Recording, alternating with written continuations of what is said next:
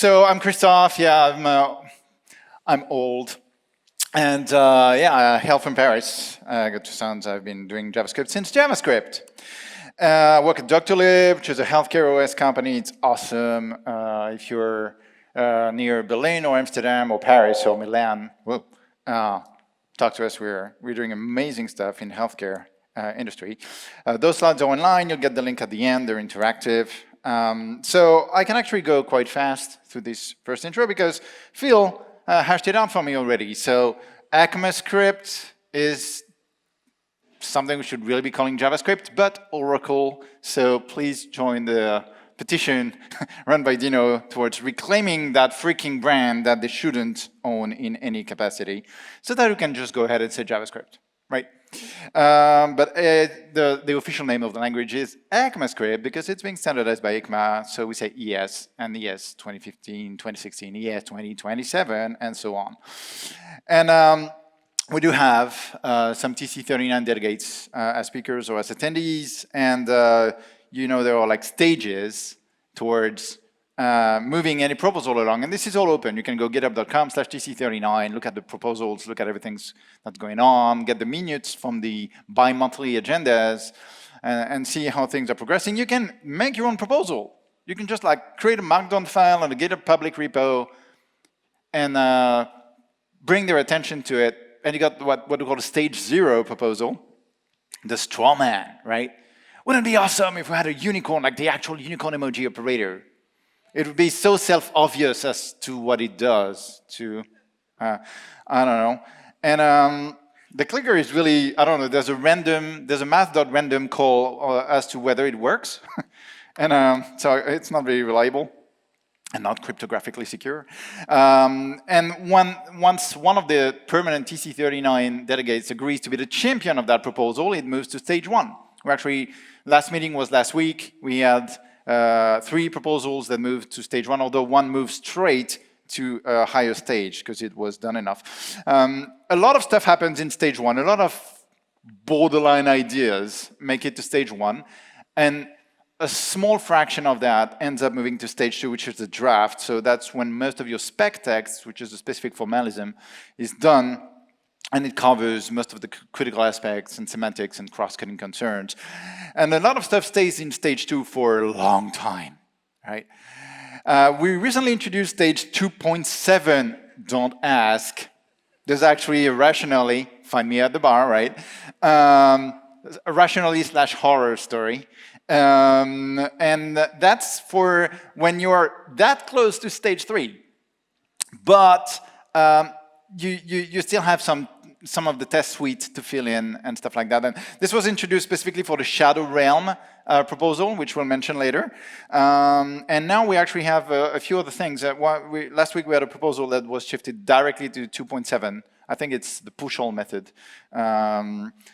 Stage 3, things are getting really serious, right? Stage 3, you're a candidate. That means you have full test coverage, full specification.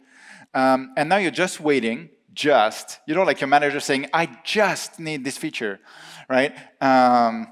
Too bad, it's 2 years worth of work. But you're just waiting for 2 actual JavaScript engines, like widespread JavaScript engines, to implement it natively. So it's sort of like CSS process in reverse, because by the time you're actually reaching stage 4 and become official, you're actually already widely available natively, which is kind of something some people do not really realize. Most of the time, you'll get V8 among one of those 2. And depending on the feature, the other one's going to be either SpiderMonkey by Mozilla or JavaScript Core/Quillfish by Apple. More often than not Mozilla, though. Let's not kid ourselves. And usually when you're at stage 3, or even sometimes at stage 2, all the polyfills like Babel, Code.js, all of this start taking an interest, right? And it's usually TypeScript usually aligns the syntax as well as a future-proofing its version. So that's when you usually can start using it most of the time. If it can be polyfilled, most of the time you can use it early enough. Stage 2 is here to stay. It's very rare that you reach stage 2 and then get abundant. It happens, but it's rare. And stage 4, you finished. So what happens is that in January or March, during those TC39 meetings, we feature freeze, right? Everything that is stage 4 at that time makes it into that year's edition, which is published in June. every year. It's a yearly sprints, if you will, right? Not so much of a sprint then, but more like a marathon or something. But and so we already have. Sometimes you're missing the cut by like in May you reach stage 4 and you go like, oh fuck, it's gonna be next year. But you know, it's like when you finally land that feature, but just 1 month after a compensation review cycle, and you have to wait for the next year to get your promotion. Yeah, so kind of the same thing. So as mentioned, okay. I'm just like preload those images, right? As mentioned by Phil, ES2015 was an absolute bombshell, right? It literally doubled the spec. The spec for JavaScript moved from 300 to 600 pages. It introduced so much that had been on the back burner forever because there was no ECMAScript 4. We moved from 3.1 to 5. There were actual fist fights at TC39, more often than not involving Doug Crockford. Find me at the bar.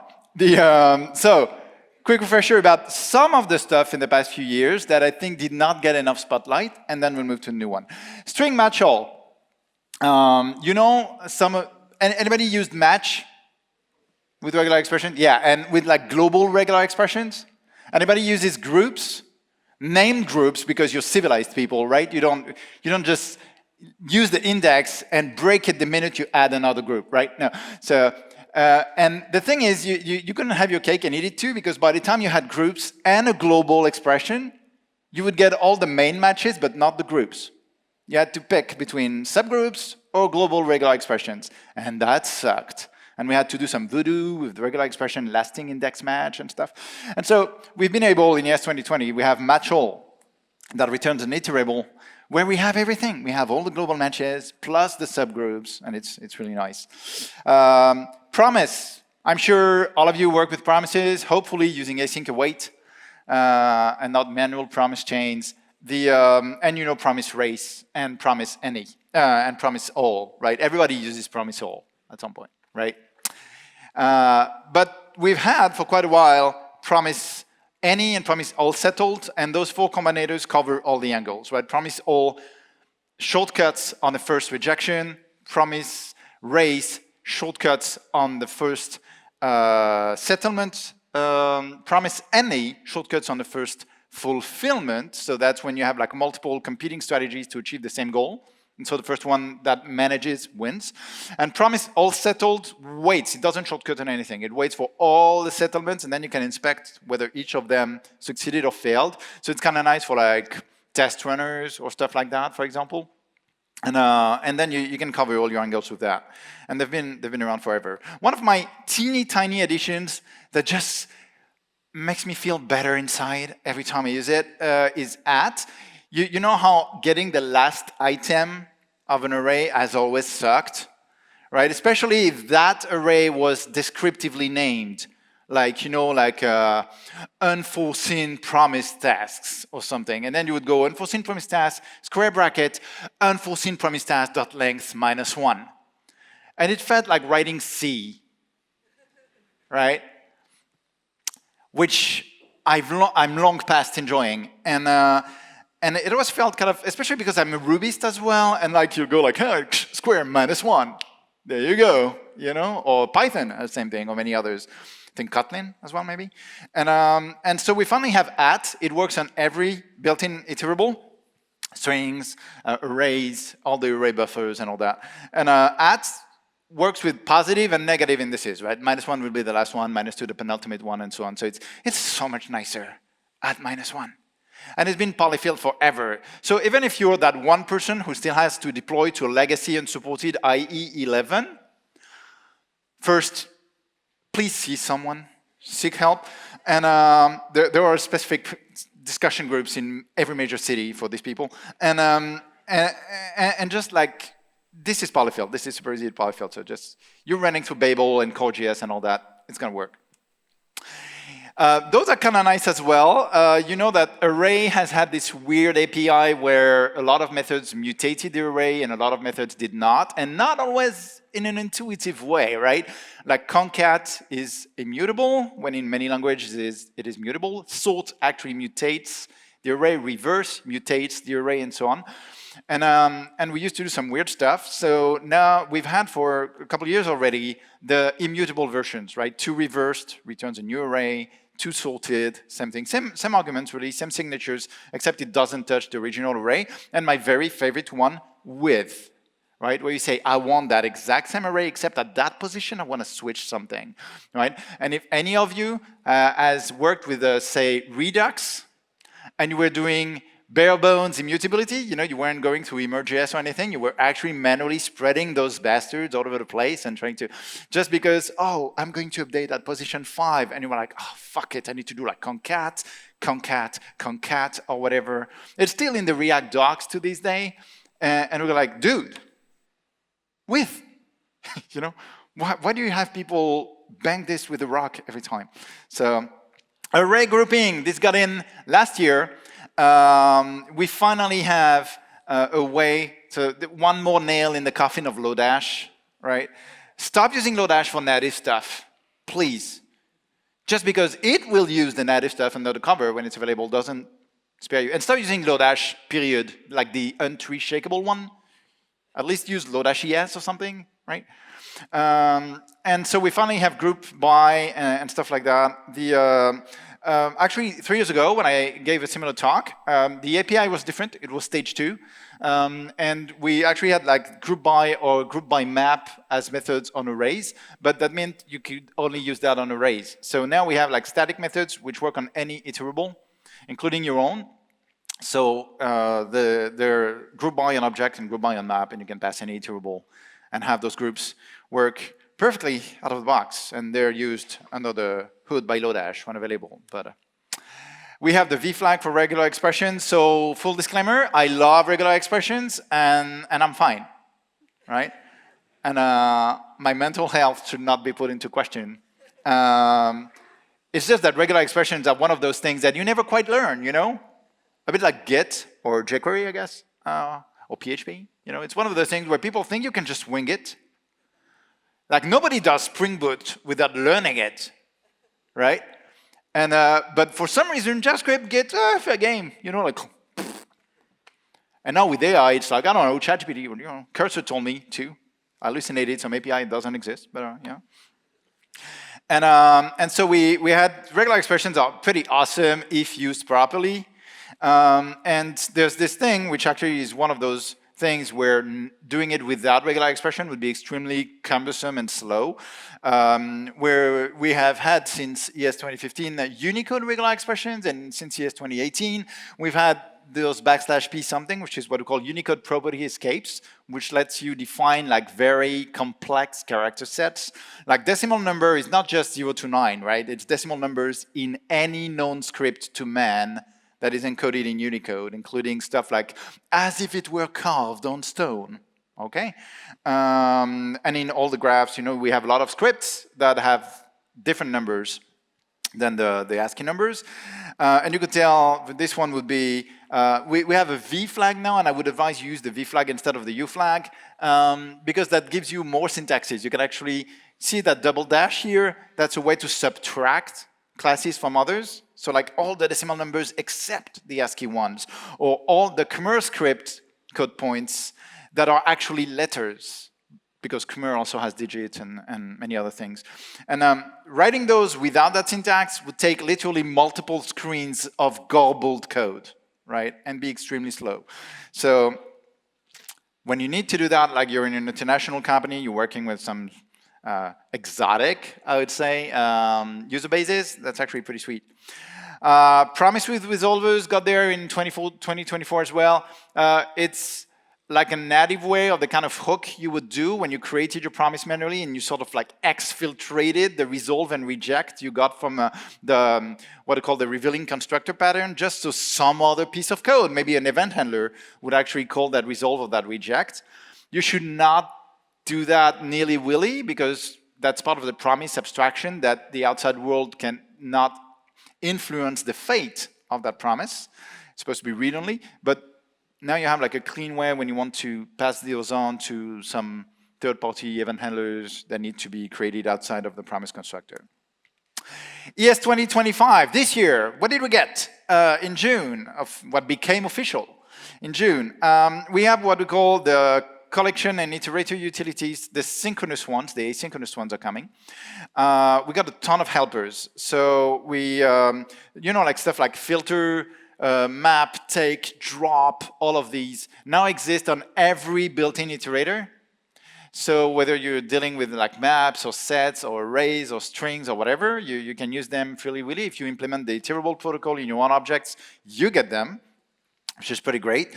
And for those of us working sort of intensely with sets, not just a single set where we store stuff and look up stuff, but when we actually do combinations of sets, we now have built-in utilities like intersection, difference, symmetric difference. I'll leave it up to you to look up what's the difference, between symmetric difference and difference. And all of that is built in. Because again, as Jeff Atwood said, every app that can be written in JavaScript will be written in JavaScript. So we actually write an ever-growing variety of business cases and business logics in JavaScript, and we need those things to be faster. Regular expressions again, like I said. So yeah, more flexible. There was a glitch in the specification where you could not, when you use named capture groups, which you absolutely should, you could not use the same name on either side of an alternative, a pipe sign, which sucked, and now you can.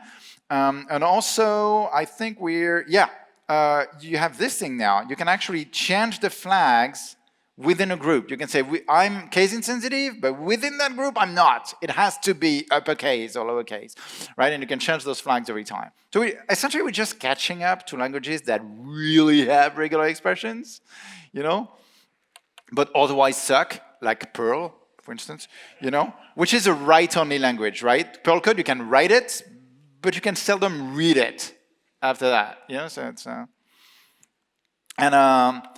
ES2025, import-export attributes, you've seen that. You might have seen that with the former syntax called assert. And now it's built in, it's in Node, it's obviously in Dino, it's in all of these, with syntax, and it's in the browsers as well, so that you can say, I'm importing this is supposed to be JSON, so if the payload actually does not look like JSON, you should throw. It originally came for types, and we actually have a proposal that just came to stage 1, which I'll discuss later, for pure binary, like import this as just bytes, like static assets or something. That's coming along this as well. Promise.try. Promise.try is actually quite nice. It got here this year. And promise.try is when you say, so that function might return a promise, or it might just work out of the box. And I just want to abstract that, right? And normally you would do, something like await promise resolve, then that function to fix that. But you would have like one extra microtask turn in your processing, and promise.try saves you that millisecond, right? And you go like, that millisecond? Really? This is a click. Yeah, but sometimes you're writing Node, and that millisecond matters, right? So you're just like, if this is a synchronous thing, you're not going to go to the microtask queue, and if this is a promise, you'll go to the microtask queue. So it's just like shaving some performance away. Regex escape. I've been waiting for this one for 30 years. JavaScript has had regular expressions from the get-go, right? And we had to manually do some custom implementation of this every time we had some random text we wanted to use as a static part of a regular expression. We had to manually escape it. Look how beautiful it looks. What are you thinking putting that text in a regular expression, right? But it's natively escaped. Fine-a-fucking-ly, right? So, what's coming up next year? This is the part where I live up to the title of the talk. What's coming up next year? Guaranteed, there's no question mark. This is already stage 4. Error that is error. This is what we call like a native primitive assertion. We're going to have that for promises as well. This is when you want to test, and it's actually kind of hard to do that in userland code in a reliable way, that the object you're getting is an actual error in some capacity. Instance of is not reliable for this. There are a lot of ways that you can have something that technically is an error but will not instance of error. So error that is error lets you check that out. And like TypeScript knows about this. So it will treat that as a narrowing constraint within your catch clauses. So even if you're being shady, like this one, like, hey, swear on it, Scott Tanner, I'm an error. No.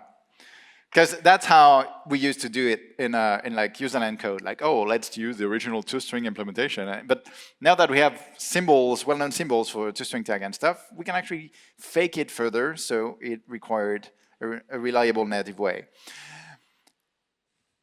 Yep. That's a thing. You have no idea. Yeah. You have no idea. Someone is doing astrophysics out there, or you have no idea how much bike shitting went into that name. Like, yeah, sometimes. Most of the time, it's like, yeah, but fucking MooTools. Like all the time, like MooTools kept hugging all the good names, and it's still out there. And every time the TC39 comes up with some weird stuff, like flat as a verb instead of flatten, that's because, yeah, but MooTools. They did that, and they're still out there, and they did that in a way that is not compatible with us, and we can't just break it. So, yeah, we finally have a way to do accurate sum arithmetics because people need that. And because the number type in JavaScript is the IEEE754 type, the double type, right, which has only 15 digits of precision, and which really sucks at like fractional decimals. So we finally have something for this. It is very hard to do in userland code, right? There are well-known algorithms that have been implemented by libraries, but they're so much slower. This is GPU-based, so. Yeah. So as a reminder, you could do that in Node forever. Stop installing modules from NPM, right? It's been native to buffer forever, right? But on the front end, we kept having to like, translate stuff to hexadecimal or whatever, or like digest from crypto or what have you, or base 64 encoding decoding of payloads or something. And we used to have to bring in modules and have them bundled. This is native. This is stage 4.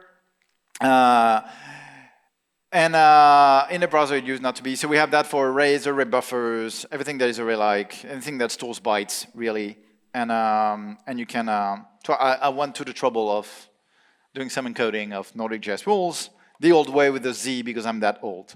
And we finally have that, which is kind of nice. And now, I was watching Phil, and he wasted no time, remembering us that the first introduction of the temporal proposal was 8 years ago. Now, temporal is hard as fuck, right? It is extremely hard to get right. You have no idea how many use cases are because calendars. A true friend never lets a friend write a calendar, ever. Ever. Grab that React calendar thing or whatever, but you have no idea. Even Sweden, there are 2 entire months in history that do not exist in the official calendar of Sweden. They switched at some point from like, oh yeah, let's catch up on Gregorian after everybody. And we're like, where did these 2 months go? They did not exist here. We time travel all the time. Some of you are coming through the US and something, and you're losing entire times of your stuff. You don't have to go to the ISS to lose seconds of your life. You just cross time zones, right? Time zones. I'm trying to explain to my kids time zones, and they go like, what do you mean it's 9 a.m.? Yeah. So temporal, the good news about temporal though, we actually stand for real, for the first time ever, a really strong chance of making it to final in the next year. We are waiting for like a teeny tiny end of implementation from V8.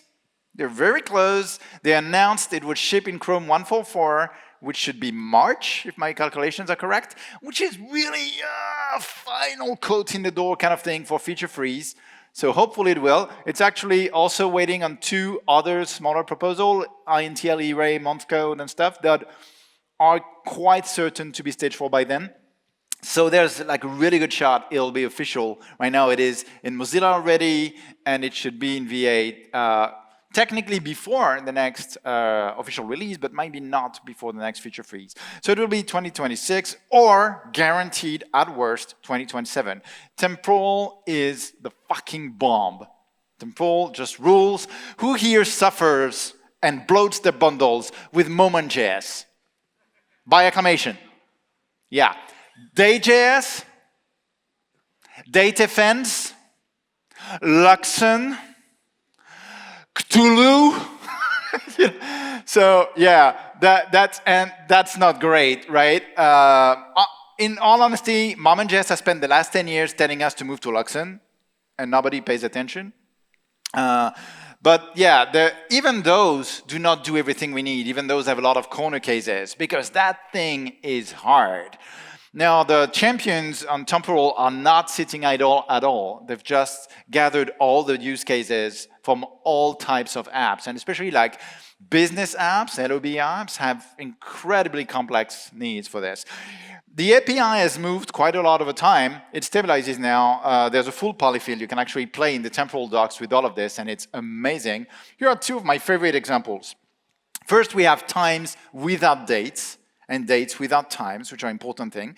So let's take the abstract time of 10:15, which is when my talk began. And let's take two dates again.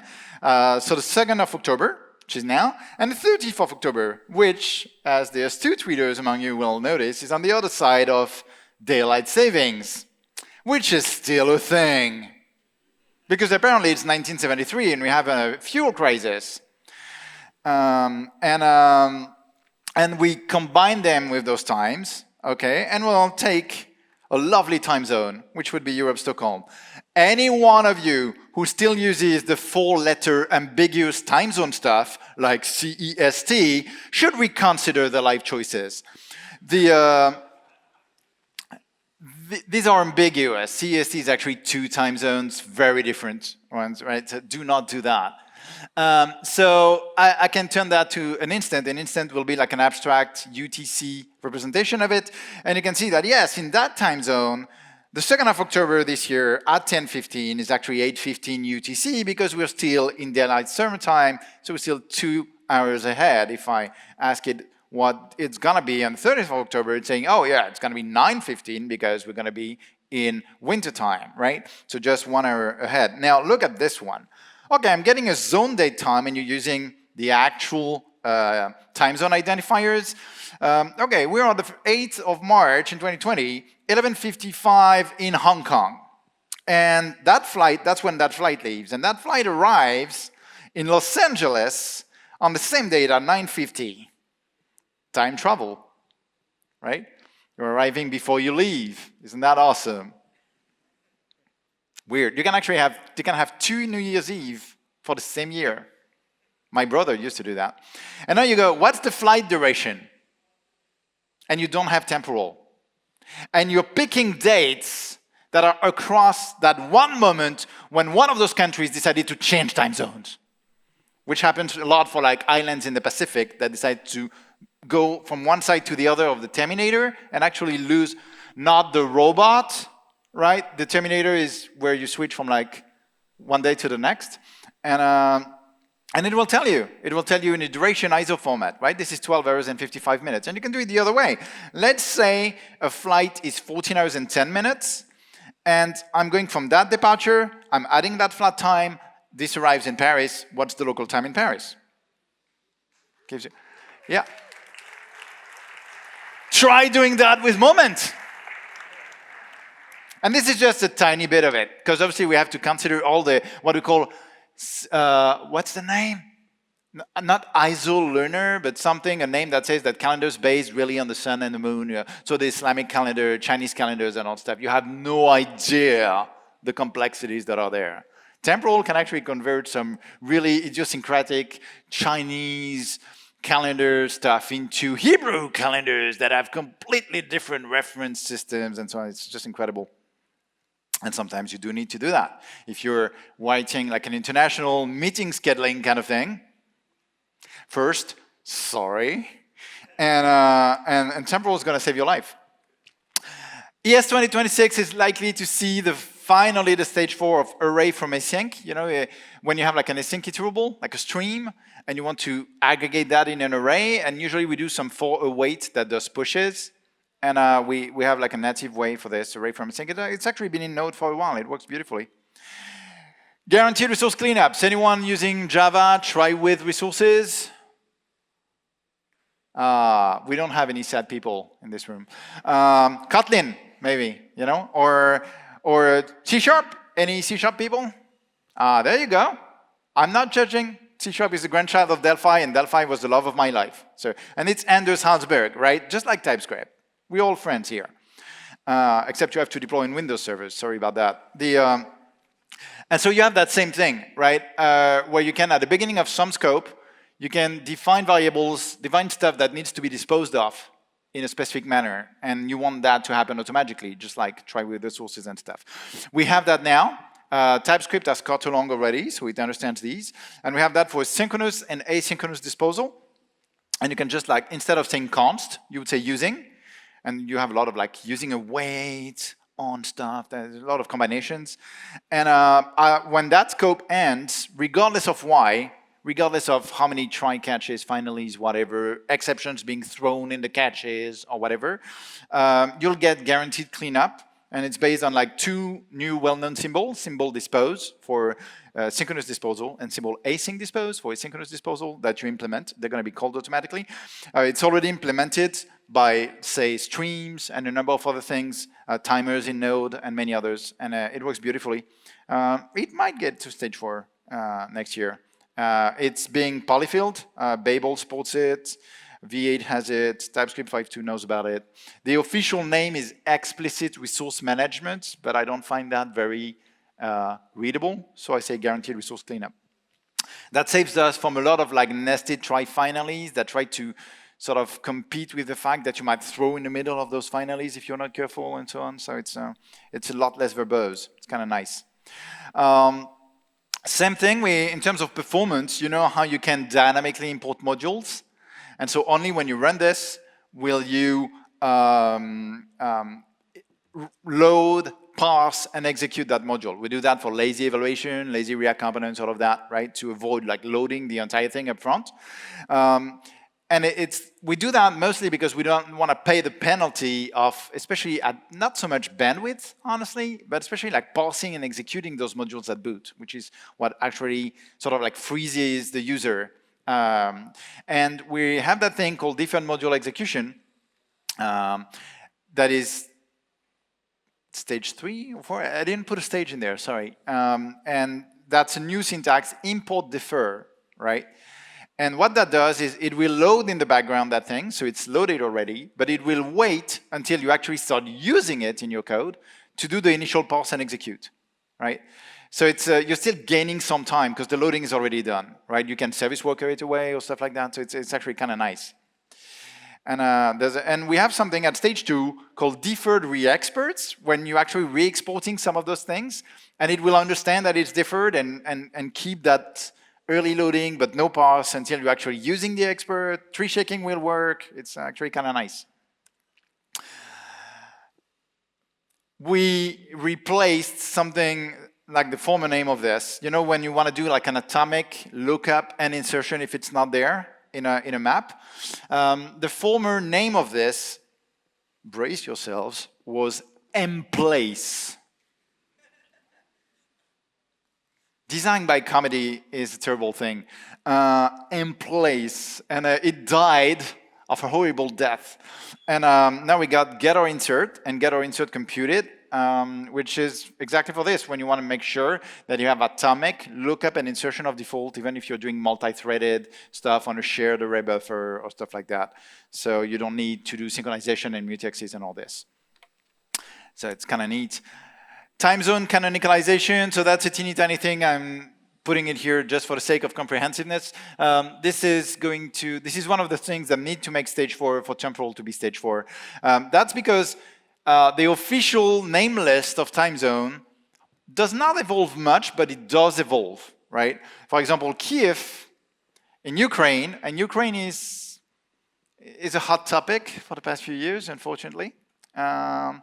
Not that people should be aware that Ukraine is a great country. That's great, but it's not a hot topic for the right reasons, right?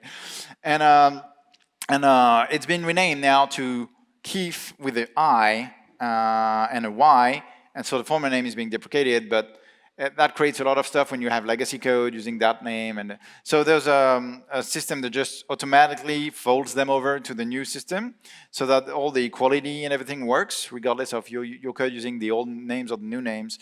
And that's very likely to, it's a teeny tiny change that's very likely to be in next official release, and we need that for Temporal. Now, stuff that we are not sure about, Shadow Realms. Shadow Realms were at stage 2.7 3 years ago. It's still at stage 2.7. Basically, it's like userland, ironclad sandboxing of your code, right? When you can run some third-party script in your own scope, but completely and really hermetically isolated from your stuff. You can decide what globals they see. You can decide all of that. So obviously, it's a godsend for stuff like Code Sandbox and all those stuff that do that kind of stuff in a very hard way. Now they have to do with some sort of like really advanced workers and so on. It's making that so much simpler and more efficient for them. It is not a small spec, right? That's very, very convoluted, which is why it has a hard time moving forward. But it's being, there was some lull in the effort in it, and it's being picked up again. 2026, no way, but it might be there in 2027. Joint iteration, this is a tiny quality of life. You know zip? You probably have that with Lodash and stuff. We have that in Ruby. We have that in all the good ones, right? Where you take like any number of iterators and you move forward in lockstep, which is so much nicer than having to take the first one, iterate through it with indexes, and go with the index on the other one. So we finally have zip. It's a static method, an iterator. It works on any iterable. Zip will just advance like this. You can do zip keyed. So you name those iterators and you get objects that are named, which obviously is more maintainable, right? Because you don't care about ordering or anything. And yeah, that's kind of sweet. And then you have like an option bag you can put at the end where you tell it where to stop, right? By default, it stops at the shortest one, but you can tell it to stop at the longest one, and then what it should do with the missing ones. How should it pad it? You know, should it provide like fallback values for cells that are too far along in the shorter ones? So it's actually kind of neat. This just made it to stage 1 last week. This was introduced for the first time. It's tiny, so I really expect it to move super fast. Not for 2026. That'd be too fast. It only has a couple months to go. But for 2027, very certainly, and it's very easy to polyfill, so it's going to get through Babel and Core.js in no time, right?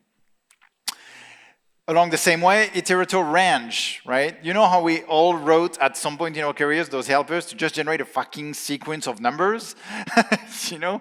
And usually we copy paste the same too clever for its own good array, parentheses, curly length colon something dot from or whatever, you know, like, ugh.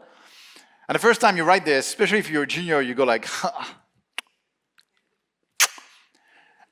And the more you go in career, you know, and the more you optimize for readability, and you look at this thing and you go like, dude, it's like when you do a double bang to convert something to Boolean. It's like, what is this? C obfuscation contest?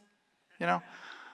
You're going to read that code a lot more than you're writing it. And now we train the models on them. Do not train them on anti-patterns. We have Stack Overflow for this already, right? So, iterator range, already polyfilled, already available in Core.js and so on. And with obviously, you can have a stepped increase. You can tell it whether the last one is included or not, you know, open-ended or close-ended set, stuff like that. Iterator chunking, it moved to 2.7 last week, I think. And this is actually quite nice. This is when you want to traverse an iterable in like successive groups or even overlapping groups, right? Chunks will be successive groups. So I want this cut in chunks of so many, right? And windows is more like, it's sliding windows, right? It moves one by one, chunks of the same size. And it's kind of nice as well for carousels, for a lot of stuff. So it's actually kind of nice. You should, again, bye-bye Lodash, right? This kind of thing. Import bytes just made it directly to 2.7 last week on introduction. And this is one like native support of just importing random assets as just bytes. So that less and less need for bundling, right, to do this kind of thing. And you get the raw bytes, and then you can create blobs or files out of this, inject them in a stuff. You don't necessarily, need to your bundler to turn this into an inline base64 URL encoded kind of resource. So it's kind of neat. Obviously, we're all thinking about like images and SVGs and stuff we put in our React components. This is becoming native as well. The cryptographically fan in me likes this, even if honestly, do we need that in most apps? No. You know that math.random is not cryptographically secure. That's item A. And also, all our random generators in JavaScript cannot be seeded. But seeding is very useful, like replication of test suites or whatever, and so whenever you use vtest or jest and you give it a seed, that's because they have their own random generator that takes that seed. It's not as if seeding the PRNG has existed in all the standard libraries for like 60 years, right? In JavaScript, no. And so we have a new one, and we have like an actual random class, and with factories where you can pass a seed, you can store that seed away, restore it, and it's actual like cryptographically secure, like entropy ridden kind of seed. So it's actually quite nice.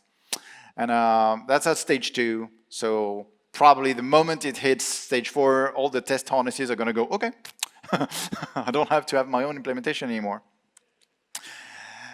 When I was here 3 years ago, you heard me swoon over tuples and records. Anyone here had followed tuples and records? Wow. Not all at the same time. Okay, this is a cacophony. Basically, this was native, immutable, read-only, deeply read-only structures, right? Objects or arrays that were completely read-only, and so that meant that you did not have to do computation-heavy comparison, right? If those were the same data, those would be the same object in memory. So you could just like triple equal. Fast as fuck. Think DOM diffing, right? Or React's rendering algorithm traversing your component tree. All of a sudden it becomes, hey, triple equal? Yeah, okay, good to go. So a lot faster. Tuples and records died. When I first learned about this, I was like, what? And then I looked and, oh, okay, they're being replaced. Okay. So we have this thing at stage 1 called composites, with well-defined semantics, where you can actually, the general idea is that instead of doing triple equal just on like primitives, you can create composites, and those composites have like what we call interning. So when they have like the same semantic value in there, semantic object, property keys, or records or stuff, they're going to be the same object in memory. So you can like compare them with equal and something.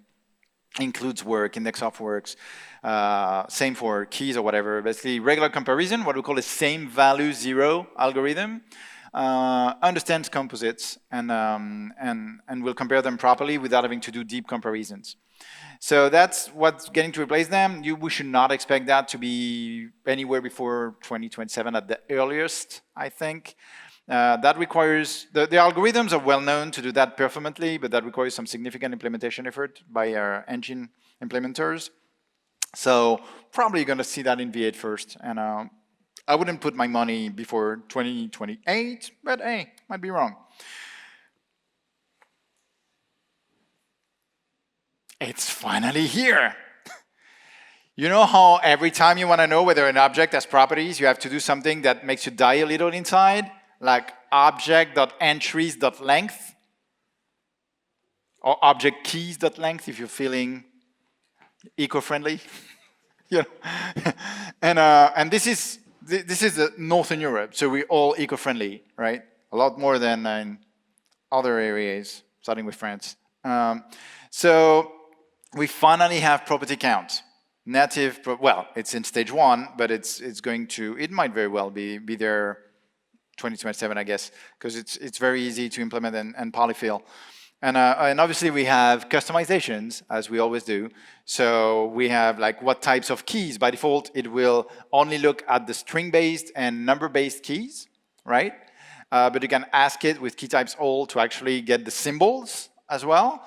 And by default, it will only look at the enumerable properties. You know that when you define your custom properties, they're enumerable by default. So when you do for in or object keys or something, you get them.